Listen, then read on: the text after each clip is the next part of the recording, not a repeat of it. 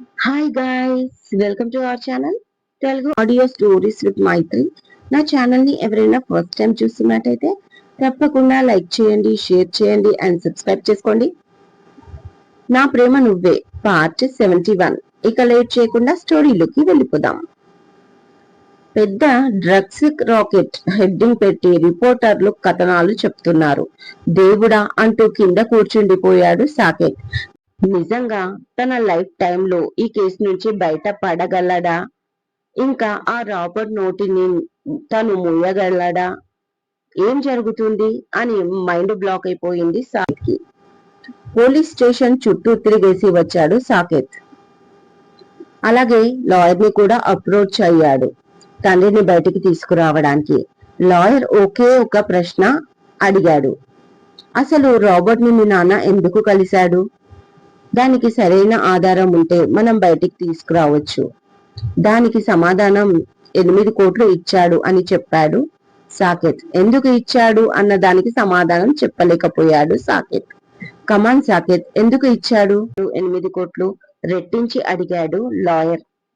ముందు ప్రకాష్, అది uncle, daddy ఎప్పుడు అప్పుగా తీసుకున్నాడంట. అమెరికాలో అవసరం ఉంది. ట్రీట్మెంట్ కోసం ఇక్కడికి వచ్చి డబ్బులు వసూలు చేసుకున్నాడు. కాకపోతే తన దగ్గర డ్రగ్స్ ఉందన్న విషయం మా డాడీకి తెలియదు అని కవర్ చేశాడు సాకేత్. తనకెప్పుడు డబ్బు అవసరం ఉన్నా నా దగ్గర కదా అడుగుతాడు. కొత్త వాళ్ళ దగ్గర ఎందుకు అప్పు చేశాడు అని అడుగుతాడు Prakash. Really I don't know uncle అంటాడు కవర్ చేస్తూ. ముందు వాణ్ణి బయటికి రాని, ఆ తర్వాత చెప్తా వాడి సంగతి అంటూ బెయిల్ కి ట్రై చేస్తూ పిటిషన్ లాయర్ కి వెయ్యమని చెప్పి ఇంటికి బయలుదేరుతారు సాకేత్ ప్రకాష్ లో. సింధు డూప్లికేట్ పూజని చూసి సర్ప్రైజ్ అయిపోతుంది.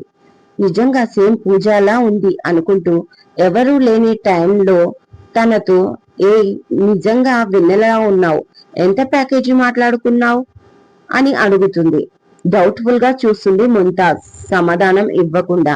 ఏ ముంతాజ్, నేను సాకేత్ కి ఫ్రెండ్ ని, నా పేరు సింధు, నువ్వు నన్ను నమ్మొచ్చు అంటూ ఎంత డీల్ మాట్లాడుకున్నావు అని అడుగుతుంది మళ్ళీ.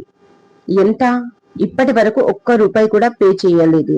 ఇస్తాం ఇస్తాం అంటున్నారు కానీ ఒక్క రూపాయి ఇవ్వరు తండ్రి కొడుకులు అని తిట్టుకుంది ముంతాజ్. బాధపడకు, డబ్బుదేముంది, ఎప్పుడైనా వస్తాయి. ఇలాంటి ఛాన్స్ మళ్ళీ మళ్ళీ రాదు నీకు.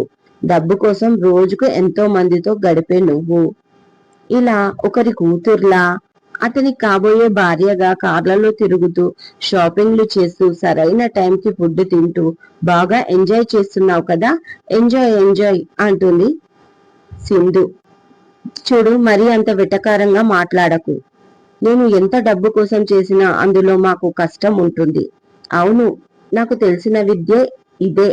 బతకడానికి మా దేహాన్ని అమ్ముకుంటున్నా, కానీ ఎవరిది రాకోవడం లేదు బలవంతంగా. మాతో అవసరం ఉంది కాబట్టే మమ్మల్ని కొంటున్నారు మీలాంటి డబ్బున్న వాళ్ళు. కాకపోతే మీకు మాకు ఒక తేడా ఉందిలే. మేము మీలాగా ముందు ఒకలాగా వెనకాల ఒకలాగా కడుపులో కత్తెరలు నోట్లో బెల్లాలు పెట్టుకోవడం మాకు రాదు. అందుకే నటించలేకపోతున్నాను అంటుంది ముంతాజ్. ఏంటి పెద్ద ప్రతివతలా పోస్ కొడుతున్నావు? నువ్వెంత, నీ బతికెంత అంటుంది సింధు. మా బతుకులు మీ బతుకుల కంటే చాలా చెడ్డవే ఉండొచ్చు, కానీ మా బతుకుల నిజాయితీ ఉంది. డబ్బు కోసం మీలాగా సొంత వారిని మోసం చెయ్యం. అయినా అది మీలాంటి డబ్బు మదమెక్కిన అమ్మాయిలకు అర్థం కాదు అంటూ వెళ్ళిపోతుంది ముంతాజ్. యు నన్నే అంటావా? ఇక్కడి నుంచి బయటపడ్డాక నీ బతికేం చేస్తానో చూడు అని పళ్ళు కొరుక్కుంటూ విద్యాదేవి రూమ్ లోకి వెళ్ళిపోతుంది సింధు. గార్డెన్ నుంచి ముంతాజ్ తన రూమ్ లోకి వెళ్ళగానే సువర్ణ ముంతాజ్ చెంపపై ఒకటి కొట్టి ఎవరు నువ్వు అని అడుగుతుంది. అమ్మా అంటుంది. చూసిందా ఏంటి అని మనసులో అనుకుంటూ. అమ్మా అని పిలిచావు, అబద్ధం ఆడకు. నువ్వు వెన్నెలవి కాదు. ఇందాక సింధుతో మాట్లాడుతున్నది అంతా విన్నాను. అసలు ఎవరు నువ్వు? నా కూతుర్ని ఏం చేశావు? నువ్వు నా కూతురివి కాదు అనిపిస్తూనే ఉంది. నిజం చెప్పు, నా కూతురు ఎక్కడా? ఏడుస్తూ అడుగుతుంది సువర్ణ. పెద్ద గొడవ జరిగేలా ఉంది అనుకుంటూ ముంతాజ్ అన్ని విషయాలు చెప్పి, మీ కూతురికి ఎక్కడ ఉందో నిజంగా నాకు తెలియదమ్మా. డబ్బు కోసం నన్ను ఇక్కడికి తీసుకొచ్చారు. ఇందులో నా తప్పేమీ లేదమ్మా అంటుంది దండం పెడుతూ. వెంటనే ప్రకాష్ కి కాల్ చేసి ఎక్కడున్నావని అడుగుతుంది సువర్ణ. నేను పని మీద బయటికి వచ్చాను అంటాడు ప్రకాష్. నో, ఇప్పుడే ఇక్కడికి రా, ఈ అమ్మాయి మన పాప కాదు, మన వెన్నెల ఈ అమ్మాయి కాదు అంటూ ఏడుస్తుంది సువర్ణ. వర్ణ, ఏడవకు, నేను ఇప్పుడే వస్తున్నాను అంటూ కాల్ కట్ చేసి ఏం చేయాలో తెలియక వెంటనే రానాకి కాల్ చేస్తాడు. రానా అత్తకి నచ్చజెప్పిస్తానని చెప్పి అరుణకి కాల్ చేసి నువ్వు అత్త అర్జెంటుగా గుడికి బయలుదేరండి అని చెప్పి కాల్ కట్ చేస్తాడు. ఈలో సువర్ణను కలిసి అన్ని విషయాలు మాట్లాడిన రానా నిన్నటి నుంచి పూజ దగ్గరికి వెళ్ళకపోవడంతో ఆఫ్టర్నూన్ పూజ దగ్గరికి వెళ్తాడు. ప్రకాష్ పూజకి అన్నం తినిపిస్తూ ఉంటాడు. వెళ్ళేసరికి రానాని చూడగానే హాయ్ బావా అంటుంది. ఏంటి కోతిలాగా డైనింగ్ టేబుల్ ఎక్కావు అని అడుగుతాడు ఐస్ క్రీమ్ పార్సల్ పక్కన పెడుతూ. చూడు నాన్న అంటుంది ప్రకాష్ కి కంప్లైంట్ చేస్తూ పూజ. తమరేంటి రాజకార్యాలు వెలగబెడుతున్నారా? నిన్న నైట్ నా కూతురు ఒక్కతే ఉందంట ఇంట్లో, కాపలా కాయాలని తెలీదా అని అడిగాడు ప్రకాష్. మామయ్య, రేపు మా ఇద్దరికి పెళ్ళాక కూడా ఇలాంటి సీన్ రిపీట్ అవుతుందా అని అడిగాడు రానా డౌట్ఫుల్ గా ఫేస్ పెట్టి. ఆ మాట వినగానే తండ్రి కూతుర్లు గట్టిగా నవ్వారు. డౌట్ ఎందుకురా, అప్పుడు డైలీలో రొటీన్ గా మారిపోతుంది, అలవాటు అయిపోతుందిలే అన్నాడు పూజా నోట్లో ముద్ద పెడుతూ. అమ్మో, అనవసరంగా కమిట్ అయినట్టున్నాను, సింధుని పెళ్లి చేసుకోవడం బెస్ట్ ఏమో అంటాడు పూజని చూస్తూ. నానా అంటుంది కోపంగా పూజ. వాడి ముఖం, వాడేంటి నిన్ను చేసుకునేది, వాడి కాళ్ళు చేతులు కట్టేసి నేనే చేస్తాను ఇద్దరికి పెళ్లి అంటాడు తన ఫుడ్ కంప్లీట్ కావడంతో చెయ్యి కడుక్కొని ప్రకాష్.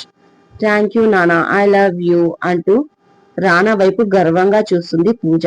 పూజ అలా నవ్వుతుండడం రానాకి ఎంతో ఇష్టం. ఆ నవ్వు చూడడానికే తనని టీస్ చేస్తాడు. ఐస్ క్రీమ్ పార్సల్ తీసుకొని కిచెన్ లోకి వెళ్లిపోతుంది పూజ. మీ అత్త ఏమంటుంది అని అడుగుతాడు ప్రకాష్. రానా అక్కడ జరిగింది మొత్తం చెప్పి ఇక అత్త మాట్లాడదు, అలాగే ముంతాజ్ కూడా ఏం చేయాలో చెప్పాను, ఇప్పుడు తను కూడా మన పార్టీనే. అసలు ముంతాజ్ కి ఇలా సర్జరీ చేసింది ఈ సాకేత్ గాడు అంట. సేమ్ వెన్నెలలా ఫేస్ మార్చి ఆ అమ్మాయికి సెకండ్ లైఫ్ ఇచ్చానని ఆ అమ్మాయిని వాడుకుంటున్నాడు యదవ అని తిట్టాడు ప్రకాష్. అంత లేదు మామయ్య, అసలు ఆ అమ్మాయి ఫేస్ కాలిపోవడానికి కారణం మీ ఫ్రెండ్ శర్మానే అని రానా అనగానే వాట్, నిజమా? షాక్ అయిపోయాడు ప్రకాష్. అవును మామయ్య, నేను మీతో ఇది చెప్పకూడదు, కానీ ఇది చెప్పాల్సిన సందర్భం వచ్చింది. వాడు సంవత్సరానికి 1-2 సార్లు ఇక్కడికి వచ్చేది ఎంజాయ్ చేయడానికి, అలాగే ఒకసారి ఈ అమ్మాయిని బుక్ చేసుకున్నారు.